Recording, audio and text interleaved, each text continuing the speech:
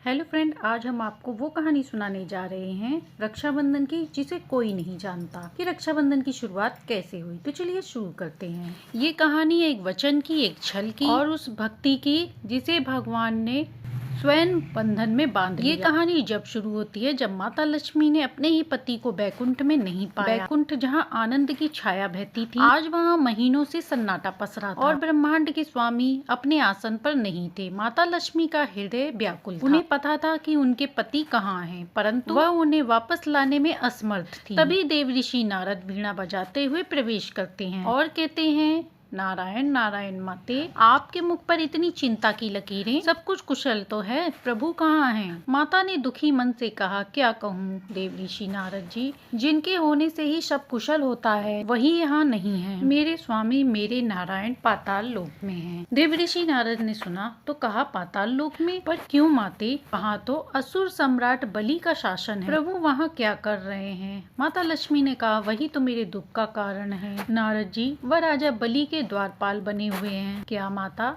ये तो असंभव है। देवों के रक्षक और एक असुर के प्रहरी, ये कैसे हुआ माते? इस अनहोनी के पीछे की कथा क्या है? माता लक्ष्मी ने कहा, यह कथा शुरू होती है भक्त के अहंकार से, एक गुरु की चालाकी से और मेरे प्रभु के एक छल से। लेकिन क्या आप जानते हैं कि इस छल में एक ऐसी वस्तु का प्रयोग हुआ था जो शुक्लाचार्य की सबसे बड़ी गलती बन गई। इसका जवाब अंत में मिलेगा, इसलिए वीडियो को अंत तक देखिएगा। ये कहानी उस समय की है जब धरती पर एक ऐसा राजा था जिसके दान के चर्चे देवलोक तक थे, और वह था प्रहलाद का पौत्र असुर सम्राट बलि। बलि भी अपने दादा की तरह विष्णु भक्त था, परंतु उसकी भक्ति में एक सूक्ष्म अहंकार था। एक दिन वह दैत्य गुरु शुक्राचार्य से बोला, गुरुदेव, मेरी पूजा और भक्ति ने मुझे इंद्रदेव से भी बलवान बना दिया और स्वर्ग पर मेरा अधिकार है, और अब केवल अंतिम अश्वमेघ यज्ञ है, जिसके पूर्ण होते ही मैं त्रिलोक का स्थायी स्वामी बन जाऊंगा। दैत्य गुरु शुक्राचार्य ने कहा, बलि, तुम्हारी शक्ति तेज है, इसमें कोई शक नहीं, परंतु याद रखना देवता छल करने में माहिर हैं, और तुम्हारे दादा को भी स्वयं नारायण का वरदान प्राप्त कि वह तुम्हारे वंश का विनाश नहीं करेंगे, लेकिन फिर भी वह छल से तुम्हें रोक सकते हैं, और मुझे किसी अनिष्ट की आशंका हो रही है। आप व्यर्थ चिंता करते हैं गुरुदेव, यदि स्वयं नारायण भी आ जाएं, तो मैं उन्हें भी खाली हाथ नहीं लौटाऊंगा। मेरा वचन ही मेरा धर्म है। यज्ञ की तैयारियां शुरू करिए। और बलि जब विशाल यज्ञ कर रहा था, उसी समय दरबार में एक छोटा सा ब्राह्मण आया, वामन, जो कि विष्णु के 5वें अवतार थे। तभी द्वारपाल ने आकर अंदर कहा, महाराज, एक ब्राह्मण आपसे मिलना चाहते हैं। उनका तेज देखकर लगता है जैसे स्वयं धरती पर सूर्यदेव उतर आए हैं। बलि ने सुना तो कहा, मेरे यज्ञ के समय आया याचक, ये तो मेरा सौभाग्य है। ठीक है, उसे सम्मान के साथ अंदर लाओ। वामन रूपी भगवान विष्णु धीरे धीरे चलकर बलि के सामने आए। उनकी शांत आंखों में ब्रह्मांड की गहराई थी। उनके एक हाथ में छाता था और दूसरे हाथ में पीतल से बना हुआ एक छोटा सा कमंडल। बलि ने कहा, हे ब्राह्मण कुमार, आपका इस यज्ञ में स्वागत है। मैं प्रहलाद का पुत्र बलि हूँ, आपका अभिनंदन करता हूँ। मांगिए, आपको क्या चाहिए? सोना, चांदी, गांव, हाथी, घोड़े, आज आप जो भी मांगेंगे वो आपको अवश्य ही मिलेगा। ब्राह्मण ने कहा, राजन, मैं एक साधारण ब्राह्मण हूँ, मुझे धन दौलत का कोई लोभ नहीं, मुझे तो बस अपनी साधना के लिए 3 पग भूमि चाहिए, जिसे मैं अपने इन छोटे पैरों से नाप सकूं। बलि ने कहा, 3 पग भूमि, वो भी इस छोटे पैरों से? हे बालक, तुम तो मेरे दान का उपहास कर रहे हो। मैं तुम्हें पूरी पृथ्वी दे सकता हूँ, कुछ ऐसा मांगो जो राजा बलि की शान के लायक हो। ब्राह्मण ने कहा, राजन, संतोष में ही सब कुछ है, अधिक लालसा मुझ में नहीं है, मुझे तो केवल 3 पग भूमि ही चाहिए, आप अपने वचन से पीछे मत हटिए।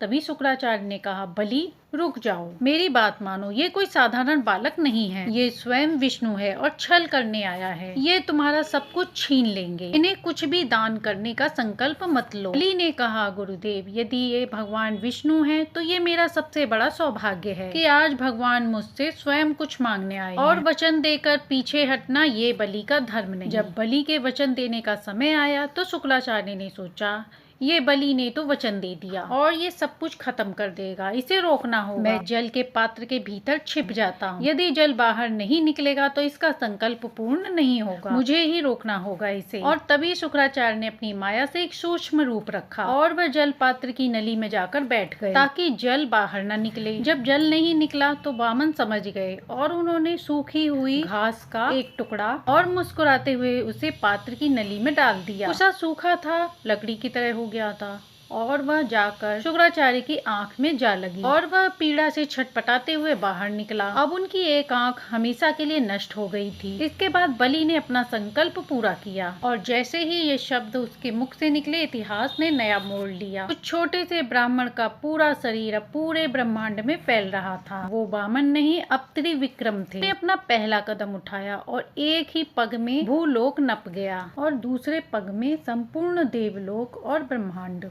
नप गया। विराट भगवान बलि की ओर देखते हैं और उन्होंने कहा कि तुम्हारे दान के अनुसार मैंने 2 पगों में पृथ्वी ब्रह्मांड नाप लिया। अब बताओ, अपना तीसरा वचन पूरा करने के लिए अब तीसरा पग कहाँ पर रखूं? बलि के चेहरे से अहंकार दूर हो गया था। वह घुटनों के बल बैठ गया और हाथ जोड़कर बोला, प्रभु आपने मुझसे मेरा राज्य छीना, मेरा स्वर्ग छीना, परंतु आप मुझसे मेरी भक्ति नहीं छीन सकते। ये शरीर नश्वर है, अगर कुछ बचता है तो वो है मेरा अहंकार। प्रभु तीसरा पग मेरे इस अहंकार भरे मस्तक पर रखिए और मुझे मुक्त कर दीजिए। नारायण की भक्ति तभी पूर्ण होती है जब उसमें प्रेम हो, स्मरण भी हो। इसके बाद बलि ने कहा, प्रभु आपने मुझे सब कुछ दिया, लोक, यश और कृपा, लेकिन अब मैं आगे आपके दर्शन कैसे करूंगा? मैं चाहता हूँ कि मैं हर दिन आपके दर्शन कर सकूं। कृपया आप मुझे इस आशीर्वाद से वंचित न कर। तब विष्णु भगवान ने कहा, हे बलि, तुम्हारी ये विनती भी स्वीकार, और कहा, मैं स्वयं सुंदर लोक में निवास करूंगा, तुम्हारे द्वारपाल के रूप में, जिससे तुम रोज मेरे दर्शन कर सकोगे। और इस प्रकार एक भक्त के वचन ने भगवान को द्वारपाल बना दिया। इसके बाद माता लक्ष्मी ने देव ऋषि नारद से कहा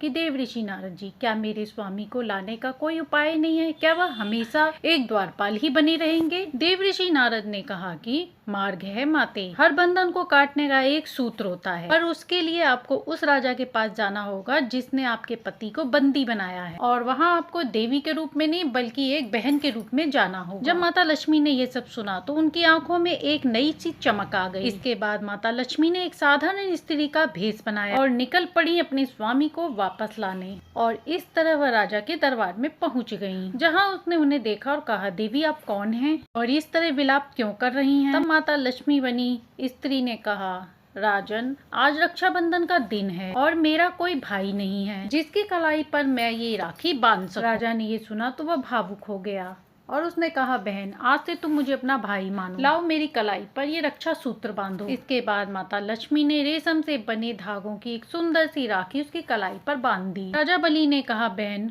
मांगो, उपहार में क्या चाहिए, मैं तुम्हारी हर परेशानी दूर करूंगा। माता लक्ष्मी ने कहा, भैया, मुझे मेरा पति लौटा दीजिए। राजा बलि ने सुना तो कहा कि ये कैसी लीला है प्रभु, जिनके मैं पाताल लोक में रात दिन दर्शन करता हूँ और उन्हें एक भक्त की तरह निहारता हूँ, और आज उन्हीं के लिए आप एक बहन बनकर मेरे यहाँ आई हैं। अब मेरा धर्म क्या कहता है, एक भक्त का समर्पण या एक भाई का वचन? एक पल की शांति के बाद बलि के चेहरे पर एक हल्की सी मुस्कान आती है और उन्होंने कहा, राजा बलि हार सकता है लेकिन एक भाई नहीं। उन्होंने कहा, माता, आपने मुझे अपना भाई बनाकर मुझे धन्य कर दिया। आज से आप मेरी बहन हैं, आपका पति आपका है, और अब आप प्रभु को अपने साथ ले जा सकती हैं। विष्णु जी ने कहा, राजा बलि, आज श्रावण मास की पूर्णिमा है और ये पूर्णिमा का दिन आज से रक्षाबंधन के नाम से जाना जाएगा, और ये त्योहार भाई बहन के पवित्र प्रेम और वचन का प्रतीक बनेगा। तो ये थी सावन पूर्णिमा यानी रक्षाबंधन पे सुनी जाने वाली कथा। आशा है कि आपको ये कथा पसंद आई होगी। यदि हमारी कहानी पसंद आई हो तो लाइक, सब्सक्राइब करें।